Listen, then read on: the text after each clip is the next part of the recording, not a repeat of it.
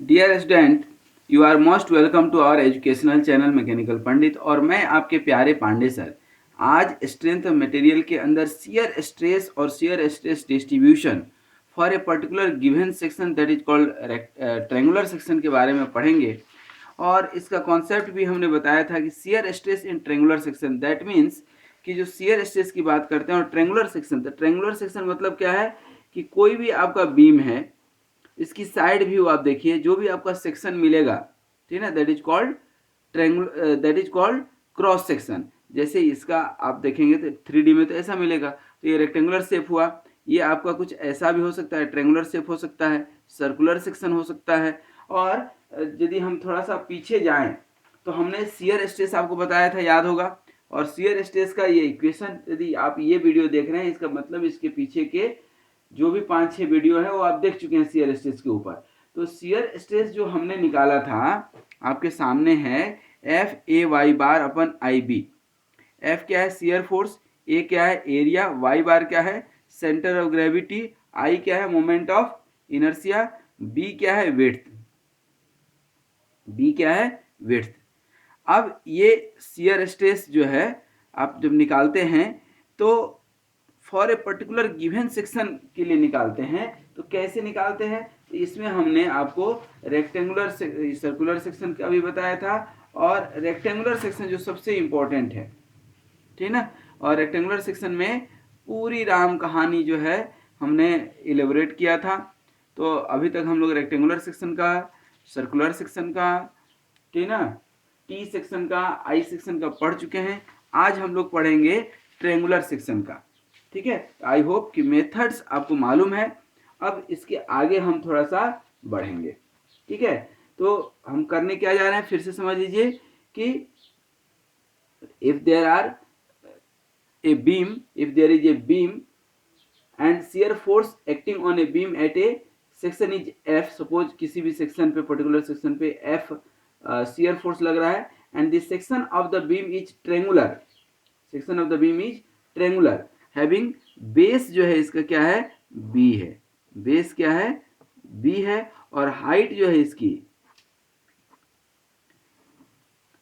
Height क्या है? H है। हाइट क्या है? H है। और इसकी जो आपकी जो है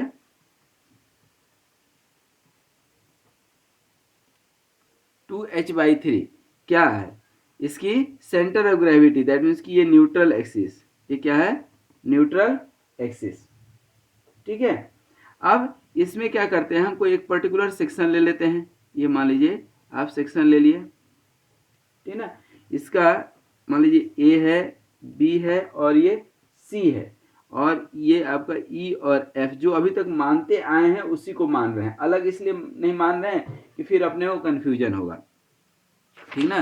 तो to avoid the confusion just I am taking E F. और ये डिस्टेंस जो है आपका, ये कितना है? एक्स मान लेते हैं, ठीक है। ये तो सेंटर ऑफ ग्रेविटी है, ट्रेंगल का सेंटर ऑफ ग्रेविटी इधर से बेस से h/3 होता है, इधर से h/3 हो गया। मान लीजिए इधर से क्या हो गया? h/3। ये कितना बचेगा? 2h/3, ठीक है। आगे बढ़े, ठीक है ना। तो यहाँ पर ये सब इतनी राम कहानी हो गई। और आपका शियर स्ट्रेस क्या होता है? Shear stress, shear stress F A Y bar upon I B. B क्या है? Width. I moment of inertia. A Y bar कुल मिलाकर के मोमेंट है। Y bar centre of gravity का डिस्टेंस है न्यूट्रल एक्सिस से। और ए जो है एरिया है, एफ शियर फोर्स है, ठीक है। तो अब हम मोमेंट निकालें, ठीक है। क्या निकालते हैं? Moment of the shaded area. Elemental strip ले लेते हैं, बाद में उसको इंटीग्रेट करेंगे, ठीक है। तो सबसे पहले हम शेडेड एरिया का निकालते हैं। क्या? मोमेंट ऑफ शेडेड एरिया, ठीक है ना, या एलिमेंटल स्ट्रिप आप बोल सकते हैं इसको, ठीक है। तो यहां पर क्या हुआ? ए वाई बार डायरेक्ट निकाल रहे हैं, ठीक है ना। दैट मीन्स कि एरिया ऑफ ट्रायंगल क्या हो जाएगा? Area of triangle CEF, CEF into distance of CG of triangle CEF जो वाई बार है आपका distance of C G of triangle C E F from neutral axis.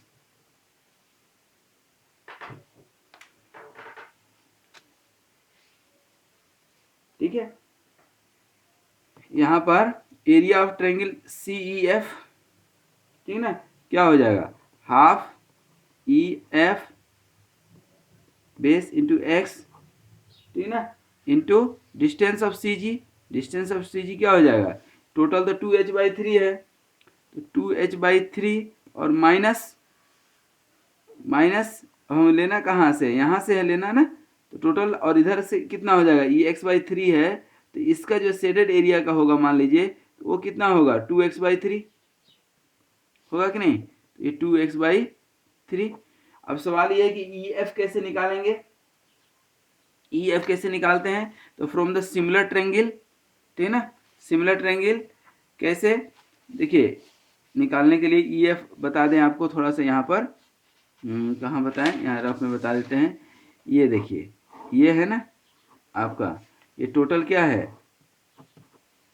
समझ लीजिएगा, इसको बार बार जरूरत पड़ती है। ये है आपका ए बी सी ई और एफ, ठीक है। तो फ्रॉम ट्रायंगल हमको ई एफ चाहिए, तो और ये डिस्टेंस कितना है दोस्तों एक्स, ठीक ना, तो सिंपल सा, और ये कितना है बी, तो from similar triangle A B C and C E F, दोनों ट्रायंगल को पकड़ लेते हैं। इसको पकड़ेंगे तो क्या हो जाएगा बी अपन ई एफ, या छोटा अपन बड़ा कर लें ई एफ अपन बी, ये छोटा अपन बड़ा और इधर छोटा अपन बड़ा x/h। ई एफ कितना निकल जाएगा दोस्तों, यहाँ पर B x upon H, E F निकल गया बी एक्स अपन एच। तो यहाँ ध्यान दीजिए हाफ ये B x upon H into x, और इधर तो आपका अब चाहें तो ये 3 कॉमन ले लें, 2/3 ही कॉमन ले लें, 2/3 अब कॉमन लेंगे तो 2 तो इधर चलिए यहाँ पर कर देते हैं h-x इंटू 2/3, एक बार और स्टेप बढ़ गया, ये 2 और 2 कैंसिल हो जाएगा, तो क्या हो जाएगा B x square upon 3h और h-x, ये क्या निकला आपका ए वाई बार निकला है, ध्यान दीजिए। ठीक है, यहाँ तक आई थिंक कि कोई डाउट होने की संभावना नहीं है, ठीक है ना। आप इस x को चाहे तो अंदर लेकर के जा सकते हैं, या चाहे तो आप बाहर रख सकते हैं, ठीक है। नाउ आप क्या निकालते हैं अब शियर स्ट्रेस, ठीक है ना, तो can we calculate the shear stress, ठीक है। ध्यान दीजिए यहाँ पर हम कैलकुलेट कर रहे हैं, ये टाउ क्या है आपका F A Y bar upon I B, यही है ना। तो यहाँ पर b जो है, b क्या है एक्चुअली यही ई एफ है, ध्यान दीजिएगा। तो यहाँ पर b equal to E F है ना, यहाँ पर ई एफ है, और ये क्या है बी x/h है, ध्यान रखिएगा। तो यहाँ पर f ए वाई बार कितना निकाले हैं आप bx³ अपन 3h, देखिए यहाँ पर इसी को हम रखेंगे क्या bx³ अपन 3h ए वाई बार अपन आई, सॉरी इसको पहले तो करें bx³/3h और h-x, bx² है, ध्यान दीजिएगा, और ये h-x और i क्या होता है आपका, i को i रहने देते हैं, और b कितना निकला है bx/h, ठीक ना, क्योंकि ये b जो है क्या है एलिमेंटल स्ट्रिप का, और एलिमेंटल स्ट्रिप मतलब ई एफ, ठीक है। अब इसको आप सॉल्व करेंगे तो x तो इससे कट जाएगा एक, तो बचेगा क्या, और h और h भी कैंसिल हो रहा है, और ये b और b भी कैंसिल हो रहा है, ठीक ना। तो ये क्या हो गया f अपन ये 3i और x एक बचा, तो h को h-x-x², ऐसा x को अंदर कर दे तो ये हो गया टाउ, ठीक ना। तो यहाँ पर शियर स्ट्रेस जो आपका निकल करके आया, ठीक ना, shear stress f upon 3i और h-x-x², ये आपका मेन इक्वेशन बना और इसी इक्वेशन से सारी राम कहानी अपने को जो है मिलनी है। ठीक है दोस्तों, अब यहाँ पर ध्यान दीजिए, जो आपका शियर स्ट्रेस मिला क्या, ये तो एट x इक्वल टू 0 मान लें। तो 0 पे मानने का मतलब क्या है कि यहाँ पर सबसे टॉप पे x इक्वल टू, यदि आप 0 लिखते हैं इसका मतलब कि टॉप पे, तो x इक्वल टू 0 लिखते हैं तो यहाँ टाउ क्या आएगा आपका 0। मतलब यहाँ पर ध्यान दीजिएगा, यहाँ पर क्या हो गया, आपको 0 मिल गया कि नहीं। इक्वेशन क्या बना है आपका, फिर से एक बार यहाँ लिख देते हैं, अच्छा रहेगा, f अपन 3i और H X minus X square. ठीक है, अब at x equal to neutral axis पे क्या आएगा, 2h/3 पर क्या आएगा, थोड़ा सा वो भी लिख करके देखें। Eight x equal to 2h/3, तो यहाँ पर टाउ इक्वल टू क्या हो जाएगा दोस्त, f/3i और h into 2h/3 minus 4h² होगा या नहीं। देखिए f/3i और ये क्या है 2h²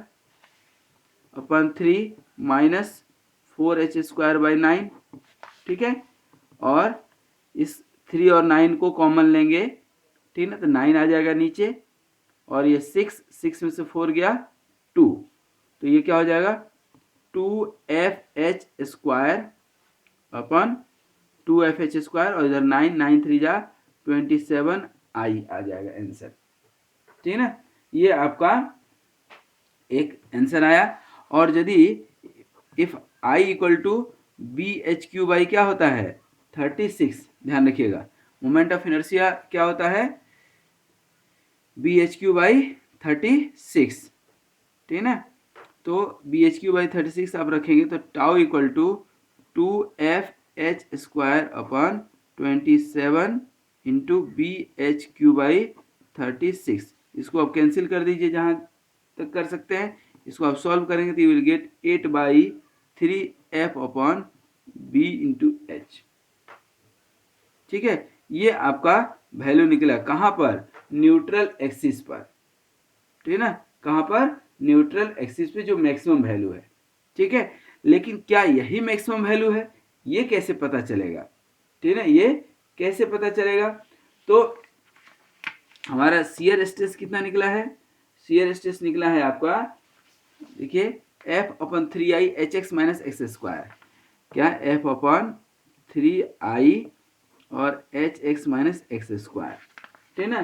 तो the shear stress, the maximum shear stress will be obtained by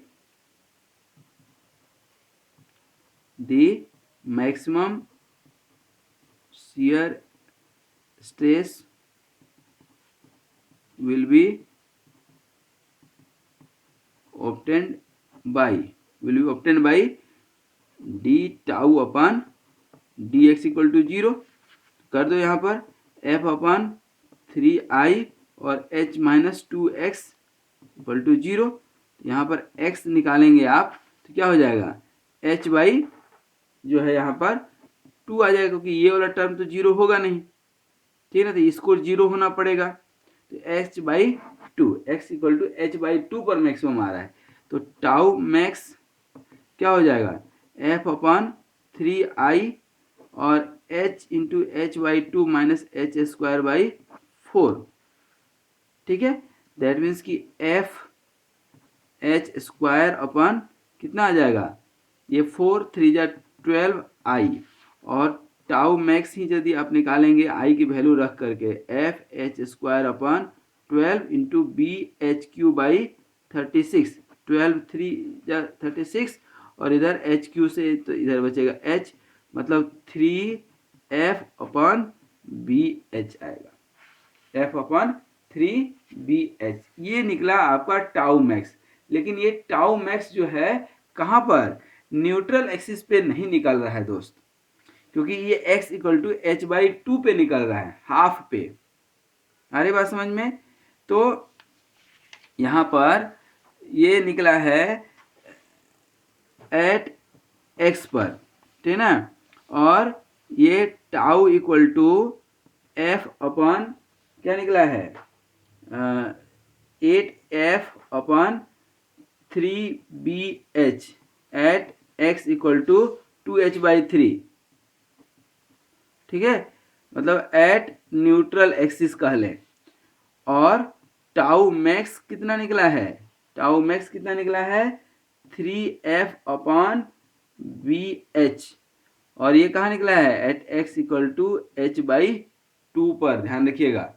मतलब अब इसका हम ये करें तो न्यूट्रल एक्सिस मतलब ये जो है कुछ ऐसा बनेगा, और ये जो है यहाँ पर टाउ मैक्स निकलेगा। न्यूट्रल एक्सिस पे वैल्यू ये है, देखिए यहाँ पर क्या वैल्यू है, यहाँ जो है 8f/3bh है, और यहाँ पर कितना है टाउ मैक्स 3f/bh, तो यही वैल्यू ज़्यादा है ना। और x मतलब यहाँ पर जो है ये वैल्यू निकला है, ये वाली जनरल इक्वेशन। अच्छा, ये बनेगा कौन सा कर्व, पैराबोलिक, क्योंकि क्वाड्रेटिक इक्वेशन रहती है, पैराबोलिक कर्व बनेगा, ये भी ध्यान रखने वाली बात है, ठीक ना। क्या बनेगा, पैराबोलिक। तो अब आप समझ गए होंगे कि ट्रेंगुलर सेक्शन का शियर स्ट्रेस कैसे निकालते हैं। It is little bit tough, tough तो नहीं बोल सकते हैं, इट इज लिटिल बिट लेंदी, ठीक है, you can say it is little bit lengthy but very unique question. ये पहला, अभी तक जितना हम लोग 8-10 क्वेश्चन बनाए हैं, अभी तक क्या होता था कि न्यूट्रल एक्सिस पे ही हमारा मैक्सिमम जो है शियर स्ट्रेस मिलता था, लेकिन इस वाले क्वेश्चन में न्यूट्रल एक्सिस के ऊपर मैक्सिमम नहीं है। आ रही बात समझ में। तो आई होप कि ये आप बनाएंगे, आपसे बन जाएगा। कैसे बनाना है, ये फार्मूला आपको बिल्कुल याद रखना है, क्योंकि जड़ है, मूल है, ठीक ना।